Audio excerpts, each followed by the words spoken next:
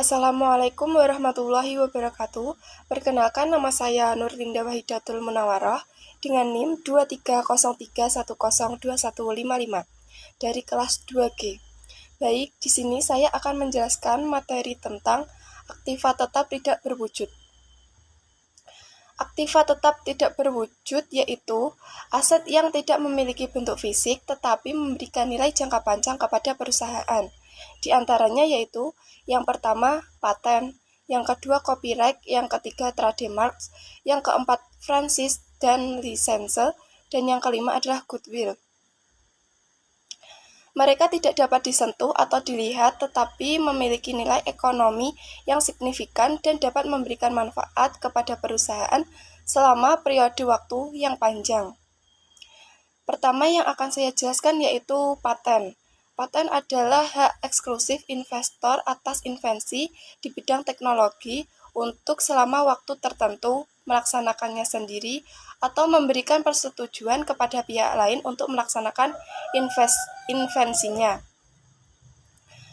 Hak paten memiliki berbagai fungsi penting, terutama di lini bisnis, antara lain sebagai jaminan perlindungan hukum, menambah kepercayaan konsumen, mengurangi plagiarisme, dan menghindari eksploitasi karya.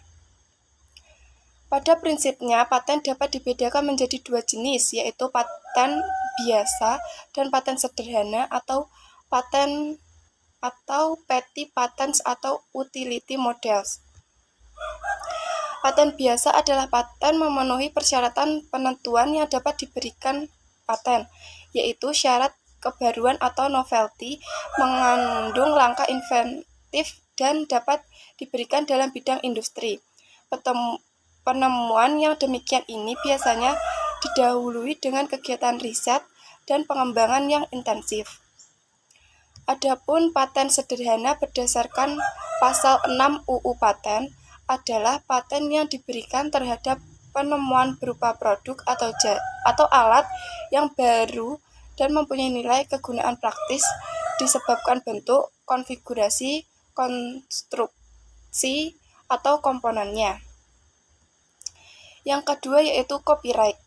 Copyright adalah hak seseorang yang menciptakan sebuah karya orisinal atau menyalin karyanya atau memberikan izin bagi hak lain untuk menyalinnya. Fungsi dari copyright yaitu melindungi karya yang kamu ciptakan dari penjiplakan dan juga penyalahgunaan oleh orang lain. Jika ada orang yang ingin menggunakan karya tersebut, kamu akan memperoleh bayaran sesuai dengan aturan yang berlaku. Berbagai jenis copyright yaitu 1. Full copyright, 2. Creative Commons, 3. Public domain, 4. Hak distribusi, yang kelima hak penyewaan, yang keenam lisensi atribusi, yang ketujuh lisensi berbagai hak cipta, yang kedelapan lisensi non-derivatif, yang kesembilan lisensi non-komersial, yang kesepuluh hak yang diperoleh dari copyright, yang ke-11 hak moral, yang ke-12 hak ekonomi.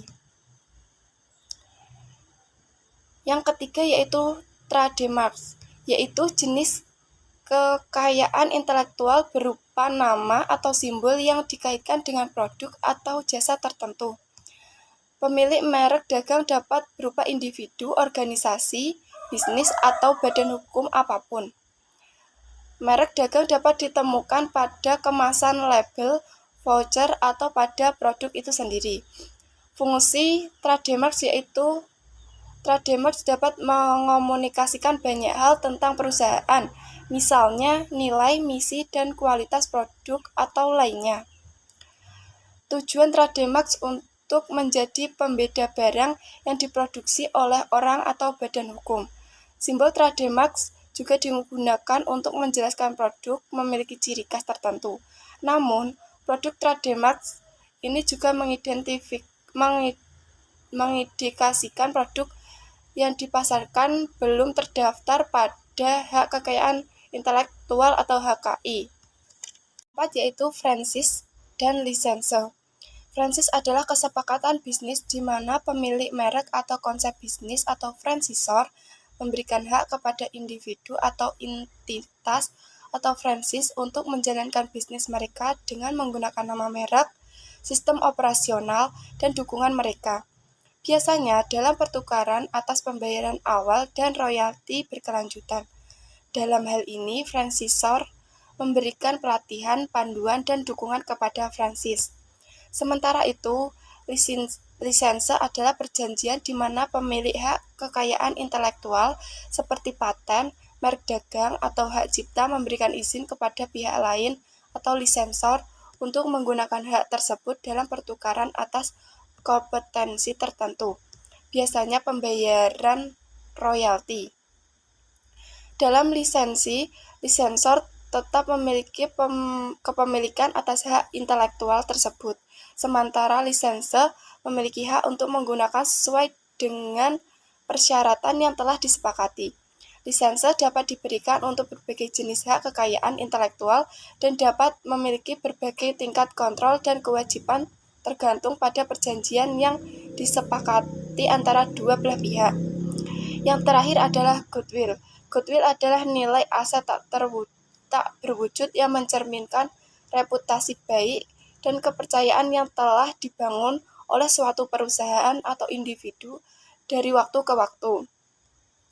Hal ini mencakup elemen seperti merek yang dikenal, loyalitas pelanggan, dan asosiasi positif dengan perusahaan atau individu tersebut. Dalam konteks akuntansi, goodwill sering muncul dalam akuisisi bisnis ketika nilai yang dibayar melebihi nilai pasar bersih dari aset yang diperoleh. Singkatnya, goodwill adalah kelebihan harga beli di atas harga pasar dari sebuah perusahaan yang dibeli. Goodwill di laporan keuangan disebut dengan accounting goodwill. Accounting goodwill terjadi apabila perusahaan melakukan merger dengan perusahaan lain dengan metode pembelian purchase. Sekian penjelasan dari saya, kurang lebihnya mohon maaf. Wassalamualaikum warahmatullahi wabarakatuh.